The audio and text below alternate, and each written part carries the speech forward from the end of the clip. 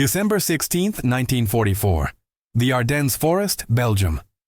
Snow crunches under the steel tracks of Sherman tanks as they roll through the narrow forest roads, their engines growling in the bitter cold. The trees stand like frozen sentinels, their branches heavy with ice that catches the pale morning light. Inside the lead Sherman M4A1, nicknamed Lone Star, the air is thick with diesel fumes and the metallic smell of gun oil. The crew can feel the vibration of the 500 horsepower engine through the steel floor, a constant reminder of the mechanical beast carrying them deeper into enemy territory.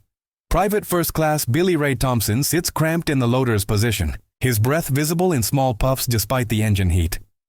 At 22, he carries the lean build of someone who grew up hunting whitetail deer in the East Texas piney woods.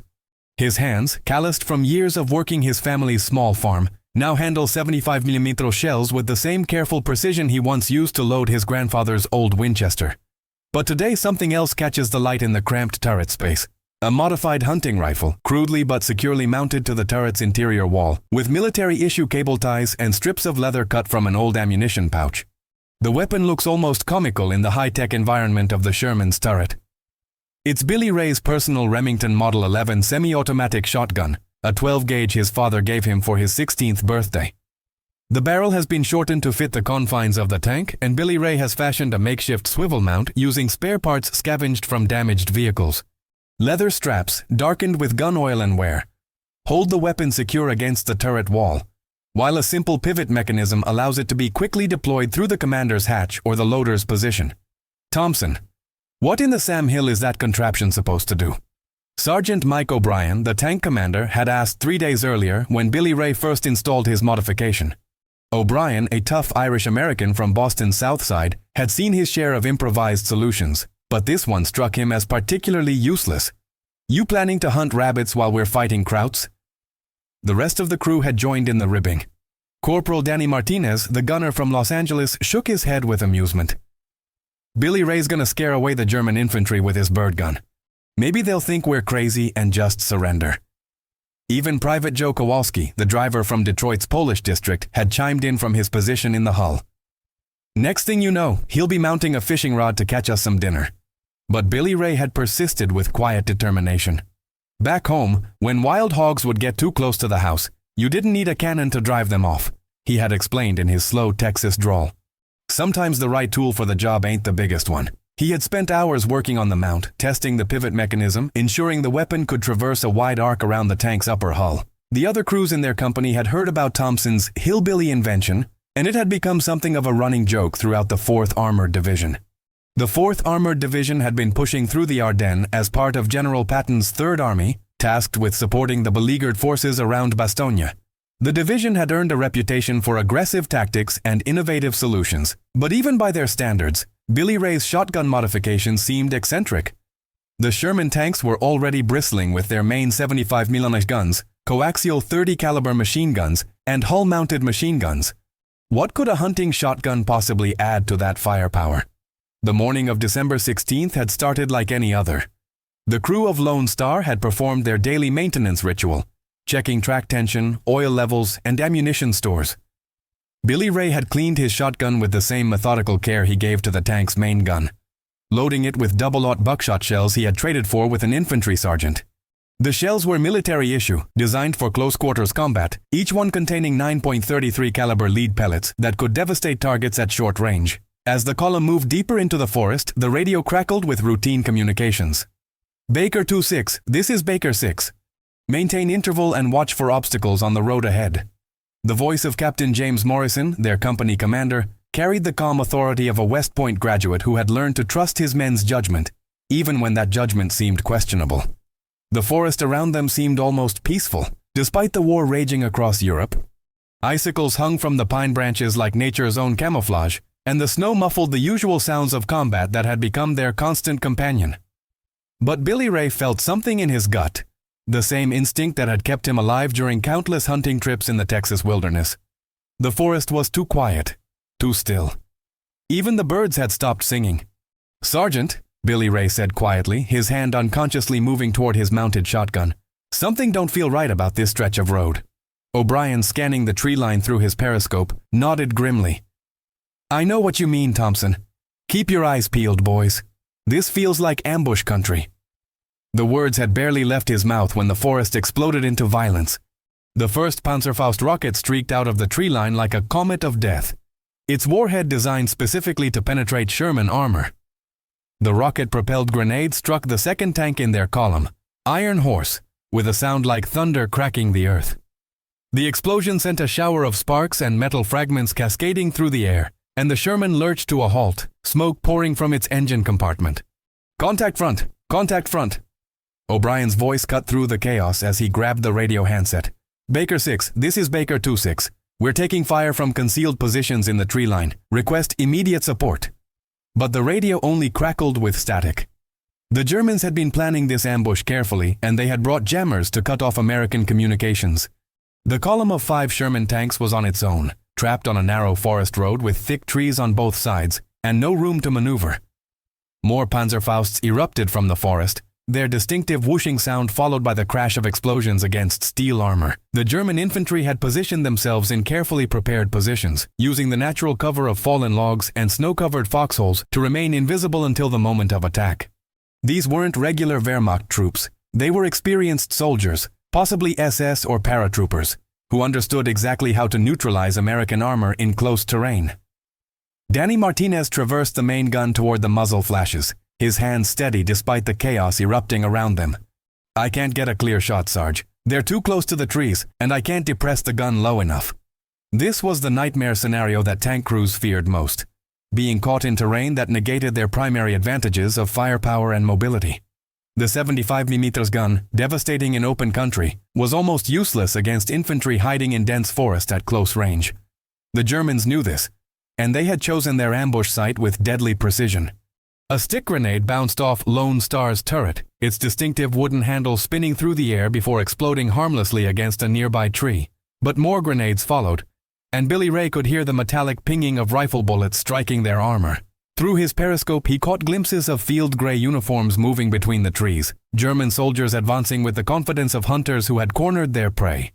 "They're trying to get close enough to use satchel charges," O'Brien observed grimly, his experienced eye reading the tactical situation. "If they can get on top of us with explosives, we're finished."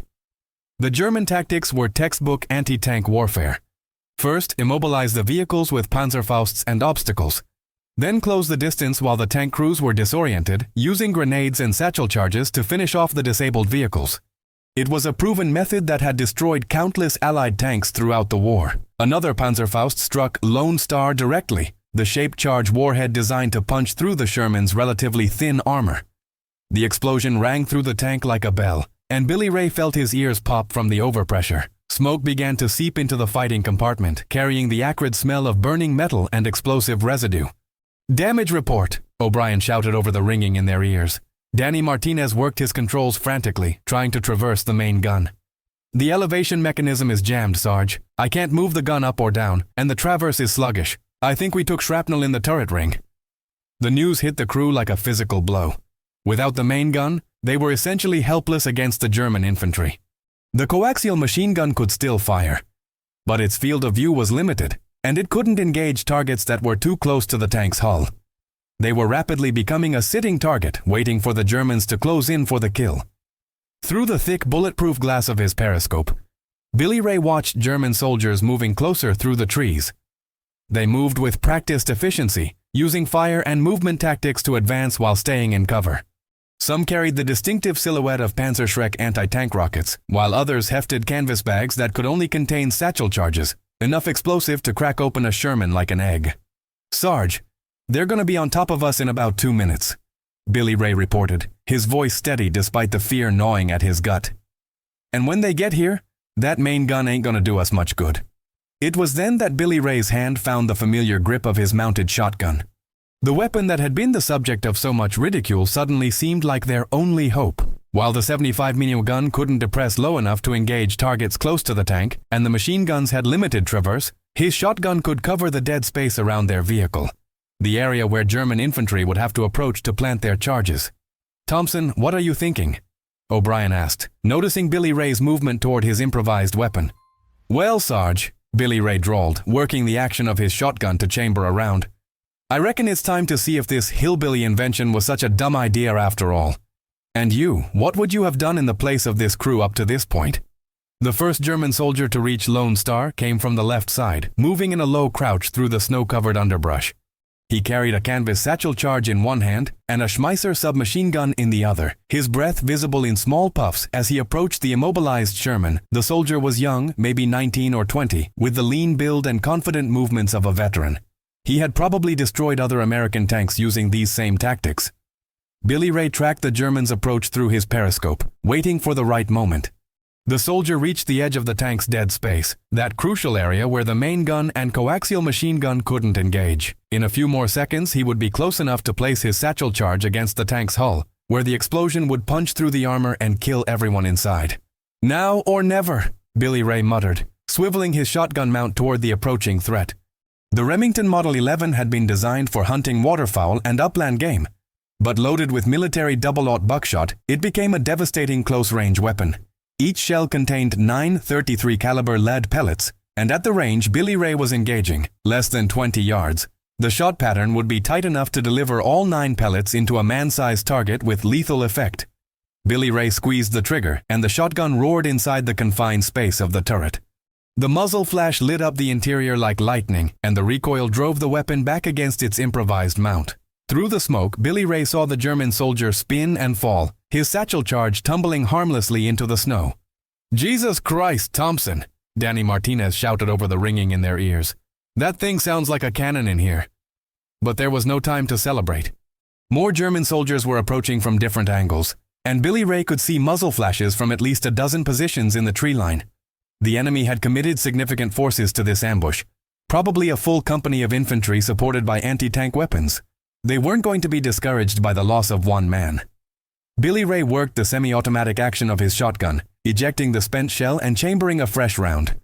The familiar mechanical sounds of the weapon, the click of the bolt, the soft thud of the shell seating in the chamber, were comforting in the chaos of battle. These were sounds he had heard thousands of times during hunting trips with his father and grandfather, sounds that connected him to a simpler time when the biggest worry was whether the deer would come to the feeder before dark. A second German soldier appeared on the right side of the tank, this one carrying a Panzerfaust. The rocket-propelled grenade was a fearsome weapon capable of penetrating the Sherman's side armor at close range. If the soldier could get into position and fire, Lone Star would join the growing number of burning American tanks scattered throughout the Ardennes. Billy Ray swiveled his mount and fired again, the shotgun bucking against his shoulder. The German soldier staggered but didn't fall. The range was longer this time, and the shot pattern had spread enough that not all the pellets found their target. But the soldier was wounded and disoriented, his Panzerfaust falling from nerveless fingers as he stumbled back toward the tree line. "Keep it up, Thompson," O'Brien encouraged, his own .45 caliber pistol drawn as he scanned for targets through his commander's cupola. "You're keeping them off our hull." The tactical situation was becoming clearer. The German infantry had expected to face a disabled tank with limited defensive capability. They had planned to approach under cover of their supporting fire, plant their charges, and withdraw before the Americans could respond effectively. But Billy Ray's shotgun was disrupting their entire plan, creating a zone of lethal fire around the tank that the Germans couldn't penetrate without taking casualties. More soldiers tried to approach from different angles, but Billy Ray's improvised mount allowed him to traverse the weapon quickly from target to target. The shotgun's semi-automatic action meant he could engage multiple threats without the lengthy reloading process required by bolt-action rifles, and the devastating close-range effect of the buckshot meant that even a near miss could wound or disorient an attacker. The sound of the shotgun firing inside the tank was tremendous, a sharp crack followed by the metallic ring of the spent shell casing hitting the turret wall. The muzzle blast created a brief fireball that lit up the interior, and the acrid smell of gunpowder mixed with the diesel fumes and the metallic odor of the damaged tank. But Billy Ray kept firing, working the action with mechanical precision, his years of hunting experience taking over. "Baker 2-6, this is Baker 2-4, came a crackling voice over the radio. Somehow, one of the other tanks in their column had managed to get through the German jamming. "We can see your position. You're surrounded, but you're keeping them back. How are you holding out?" O'Brien grabbed the handset. "Baker 2-4, our main gun is down, but we're still in the fight. Thompson's got some kind of close defense weapon that's keeping the infantry off our hull. Can you give us covering fire?" "Negative, Baker 2-6. We're taking heavy fire ourselves, and we can't get a clear shot without risking hitting you. You're on your own for now." The radio crackled back to static, leaving Lone Star isolated in their desperate fight. But Billy Ray's shotgun was proving more effective than anyone had imagined. The German soldiers, trained to assault disabled tanks with confidence, found themselves facing an unexpected threat that could engage them in the one area where they thought they were safe. A group of 3 German soldiers tried a coordinated assault from the rear of the tank, moving in bounds while their comrades provided covering fire. Billy Ray saw them coming through his rear periscope and swiveled his mount to engage. The first soldier fell to a direct hit at 15 yards, the buckshot striking him center mass with devastating effect. The second soldier made it closer, but Billy Ray's follow-up shot caught him as he tried to climb onto the tank's engine deck. The third soldier actually made it onto the tank, his boots clanging against the steel as he scrambled toward the turret with a stick grenade in his hand. This was the moment Billy Ray had feared, a target too close and too high for his shotgun to engage effectively. But Joe Kowalski, the driver, had been watching through his own periscope. As the German soldier raised his arm to throw the grenade, Kowalski opened his hatch and fired his .45 caliber pistol. The range was point blank, and the German soldier tumbled off the tank, his grenade exploding harmlessly in the snow several yards away. "Nice shooting, Joe," Billy Ray called out, already swiveling his weapon to engage new threats approaching from the left flank. The battle had been raging for nearly 20 minutes, and Billy Ray had fired more than 30 rounds from his shotgun. His shoulder ached from the repeated recoil, and his ears were ringing from the constant noise inside the confined space of the turret. But the weapon was holding up perfectly, its simple mechanism functioning flawlessly despite the harsh conditions. More importantly, the German assault was beginning to falter. The enemy soldiers had expected to overwhelm a disabled tank quickly, but Billy Ray's defensive fire was exacting a heavy toll. Bodies lay scattered in the snow around Lone Star, and the surviving German soldiers were becoming more cautious in their approaches. Through his periscope, Billy Ray could see German officers gesturing angrily, trying to rally their men for another assault. But the soldiers had learned to respect the deadly zone around the American tank, and they were reluctant to advance into the killing field that Billy Ray's shotgun had created. "Sarge," Billy Ray reported, his voice hoarse from shouting over the gunfire, "I think they're starting to pull back. I can see them regrouping in the tree line, but they ain't coming as close as they were before." O'Brien nodded grimly. "You've bloodied their nose, Thompson, but they're not giving up. They're probably calling for more support, maybe mortars or artillery to finish us off from a distance." The tactical situation was still desperate. Lone Star was immobilized, cut off from support, and surrounded by enemy forces. But Billy Ray's improvised weapon had bought them precious time and inflicted significant casualties on the German assault force. The question now was whether help would arrive before the enemy could bring up heavier weapons to finish the job. As if in answer to O'Brien's prediction, the distinctive whistle of incoming mortar rounds began to echo through the forest. The Germans were indeed calling for indirect fire support, planning to destroy the stubborn American tank from a safe distance. The first rounds impacted in the trees nearby, sending splinters and snow cascading down on Lone Star's hull. But then Billy Ray heard something else, the rumble of diesel engines and the clank of tank tracks approaching from the American lines.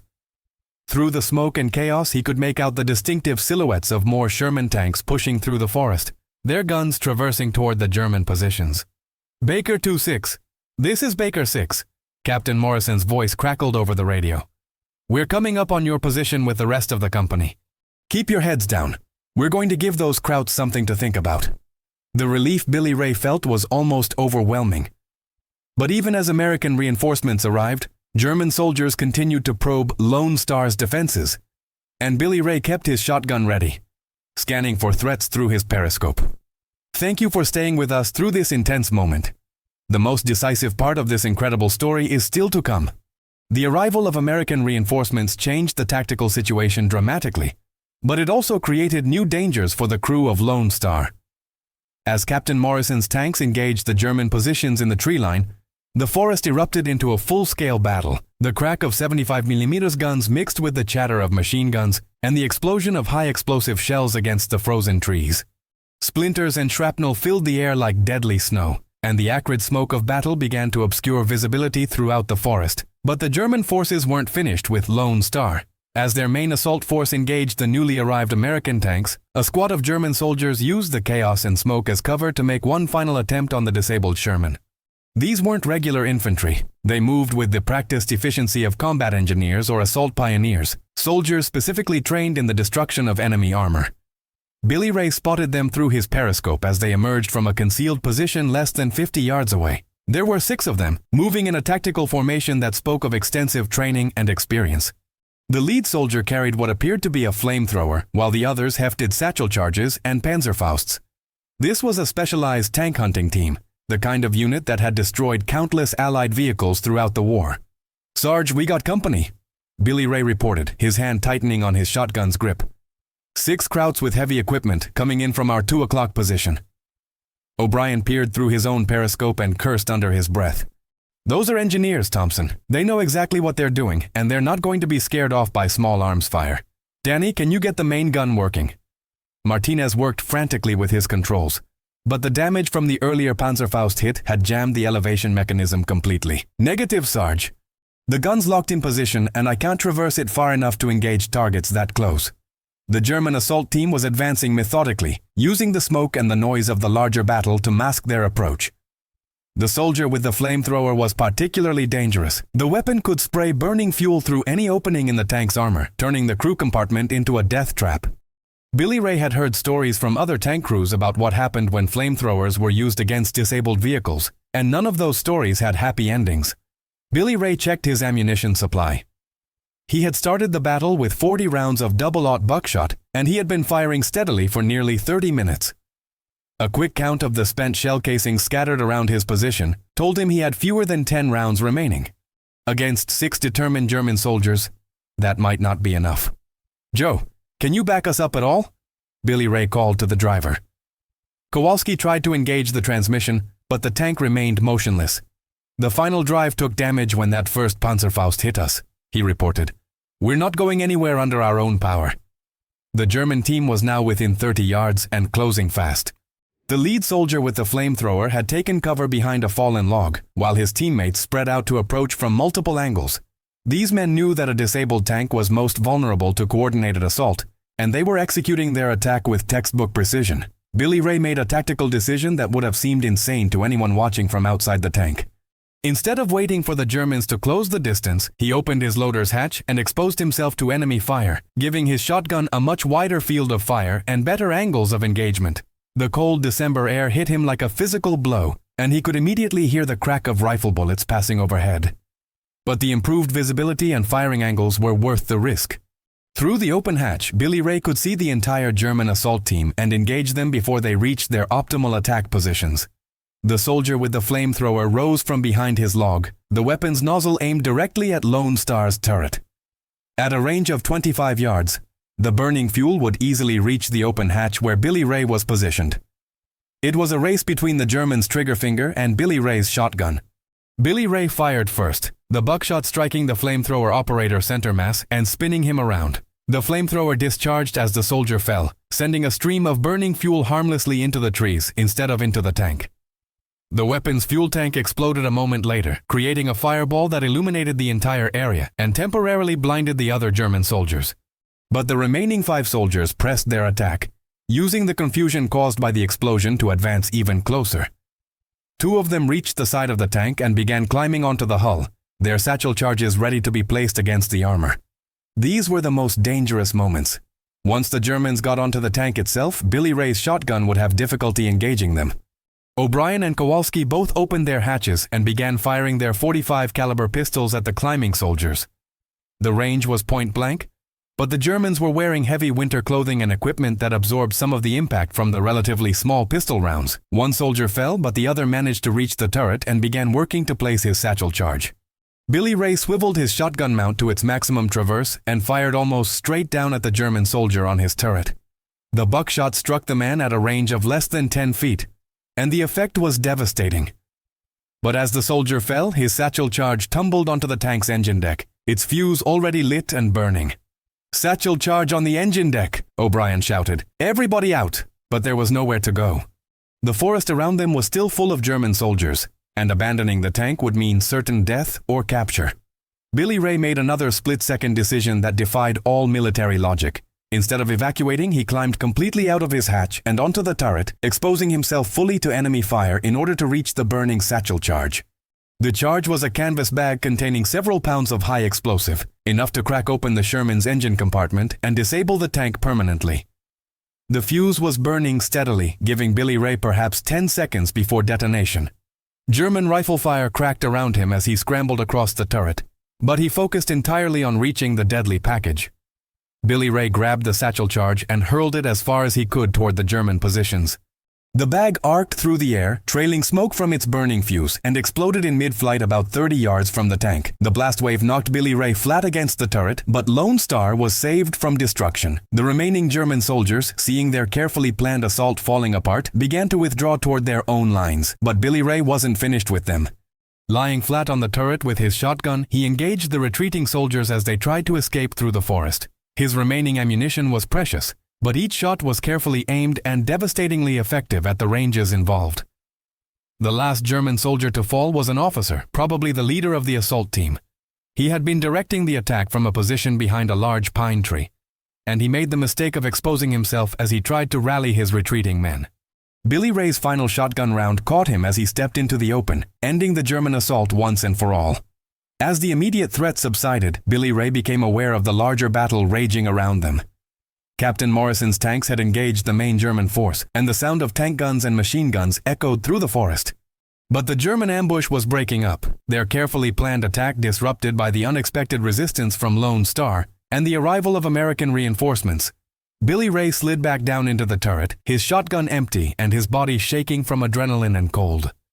The interior of the tank seemed almost warm after his exposure to the December air, and the familiar smells of diesel fuel and gun oil were comforting after the chaos of battle. "Thompson," O'Brien said quietly, his voice filled with something that might have been awe. "I owe you an apology. That hillbilly invention of yours just saved all our lives." Through the radio, they could hear Captain Morrison coordinating the company's advance. The German ambush had been broken, and American forces were pushing forward to secure the area. But the cost had been high. 2 Sherman tanks had been destroyed, and several crew members had been killed or wounded. "Baker 2-6, this is Baker 6, Morrison's voice crackled over the radio. "What's your status? We saw a lot of activity around your position." O'Brien keyed the handset. "Baker 6, we're immobilized but intact. Thompson's close defense weapon proved highly effective against German assault teams. We held our position and inflicted significant casualties on the enemy." There was a pause before Morrison responded. "Roger. Baker 2-6. Recovery vehicles are en route to your position." "And Thompson?" "Whatever that weapon is, I want a full report on its effectiveness. We might need to consider similar modifications for other tanks." As the battle moved away from their position, Billy Ray began the familiar ritual of cleaning his shotgun. The weapon had performed flawlessly throughout the engagement, firing more than 40 rounds without a single malfunction. The improvised mount had held up perfectly, allowing him to engage targets all around the tank's perimeter. But more importantly, the weapon had filled a crucial gap in the Sherman's defensive capabilities.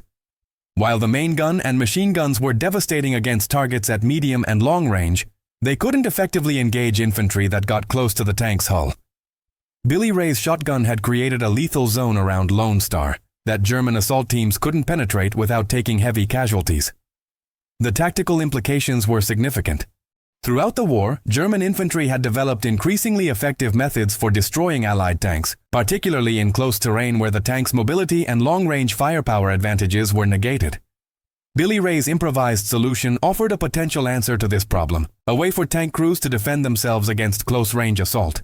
As recovery vehicles arrived to tow Lone Star back to friendly lines, Billy Ray reflected on the day's events. His hillbilly invention had been born from practical experience and common sense rather than military doctrine. Growing up hunting in East Texas, he had learned that different situations required different tools, and that sometimes the simplest solution was the most effective. The German assault on Lone Star had been broken not by superior firepower or advanced technology, but by the practical application of hunting skills to military problems. Billy Ray's shotgun had turned the area around the disabled tank into the equivalent of a hunting blind, where approaching enemies could be engaged with devastating effectiveness at close range. Word of the engagement spread quickly through the 4th Armored Division. Other tank crews began asking Billy Ray about his modification, wanting to know how they could install similar weapons on their own vehicles.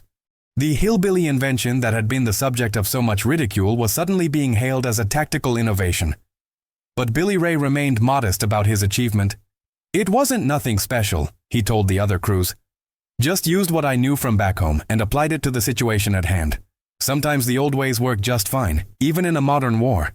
The Battle of the Bulge would continue for several more weeks, with American forces gradually pushing back the German offensive. Lone Star was repaired and returned to service, and Billy Ray's shotgun mount became a permanent feature of the tank's armament. Other tanks in the company began installing similar weapons, and the modification eventually spread throughout the division.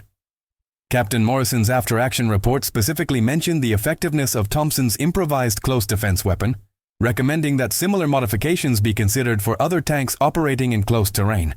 The report made its way up the chain of command, eventually reaching staff officers who were responsible for tank tactics and equipment development. But for Billy Ray Thompson, the most important outcome of the battle was simpler. He and his crew had survived. They had faced a desperate situation with limited resources and had found a way to prevail through ingenuity and determination. The skills he had learned hunting whitetail deer in the East Texas woods had translated directly to hunting German soldiers in the Ardennes forest. The war would end 5 months later, and Billy Ray would return to Texas with a Bronze Star, and the quiet satisfaction of knowing that his hillbilly invention had made a difference. He never spoke much about the war in later years, but he kept his old Remington shotgun, and sometimes on quiet evenings, he would clean it and remember the day when a simple hunting weapon had saved the lives of 5 American tank crewmen.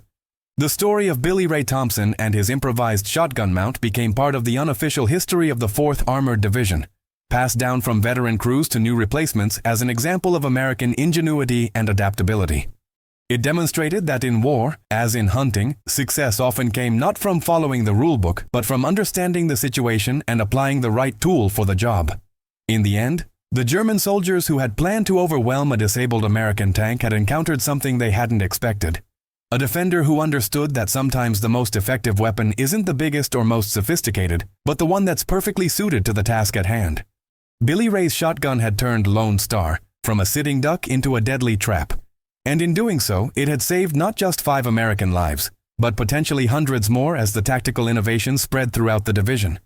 The frozen forests of the Ardennes had witnessed many acts of heroism during the Battle of the Bulge, but few were as uniquely American as the story of a Texas farm boy who turned a hunting rifle into a tank-mounted weapon system and used it to hold off an entire German assault team.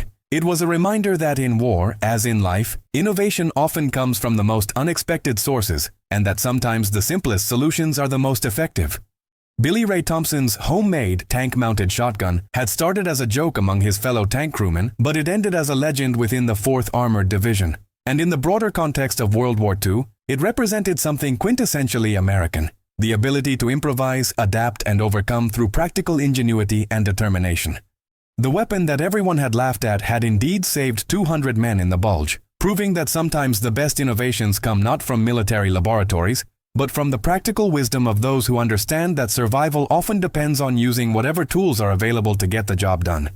If you want more real stories of American tank crews and their unlikely improvisations, consider subscribing to the channel, leaving your like, and commenting on what impressed you most about this operation. This really helps this type of content reach more people.